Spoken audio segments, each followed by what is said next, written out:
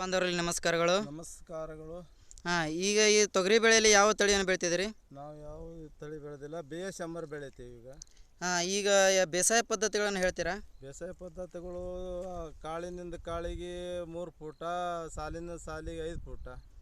ಮತ್ತು ಯಾವ ಗೊಬ್ಬರ ಏನಾದರೂ ನೀರು ಕೊಡೋದು ಬಗ್ಗೆ ಹೇಳ್ರಿ. ನೀರು ಒಮ್ಮೆ ಕೊಟ್ಟಿದ್ದೆವು. ಗೊಬ್ಬರ ಏನದ ಏನು ಕೊಟ್ಟಿಲ್ಲ. 2 ಸಾರಿ ಕೀಟನಾಶಕ ಸ್ಪ್ರೇ ಮಾಡಿದೆವು. ಆಮೇಲೆ ಪಲ್ಸ್ ಮ್ಯಾಜಿಕ್ ಇಂಥವು ಏನಾದ್ರು ಸ್ಪ್ರೇ ಕೊಟ್ಟಿದ್ದೀರಾ? ಪ್ಲಸ್ ಮ್ಯಾಜಿಕ್ ಒಂದು ಕೊಟ್ಟಿದ್ದೆವು. ಎಷ್ಟು ಸಲ ಕೊಟ್ಟಿದ್ದೀರಿ ಅದು? 2 ಸಾರಿ ಕೊಟ್ಟಿದ್ದೆವು. ಎಷ್ಟು ಇಳುವರಿ ಬರ್ತದೆ ಅಂತ ನೀವು ಎಕ್ಸ್ಪೆಕ್ಟ್ ಮಾಡಿದಿರಿ? ನಾವು 18 ಕ್ವಿಂಟಲ್ ತನಕ ಬರ್ತದೆ ಮಾಡಿದ್ದೀವಿ. ಭೂಮಿ ಯಾವ ರೀತಿ ಇದೆ? ಕಪ್ಪು ಭೂಮಿ ಇದೆ. ಈ ತೊಗರಿ ಬೆಳೆಕ್ಕಿಂತ ಮುಂಚೆ ಯಾವ ಬೆಳೆ ಇತ್ತು? ತೊಗರಿ ಬೆಳೆಕ್ಕಿಂತ ಮುಂಚೆ ಜೋಳದ ಬೆಳೆ ಇತ್ತು. ಜೋಳದ ಬೆಳೆಯಲ್ಲಿ ಗೊಬ್ಬರಗಳು ಏನಾದರೂ ಕೊಟ್ಟಿದ್ದೀರಾ?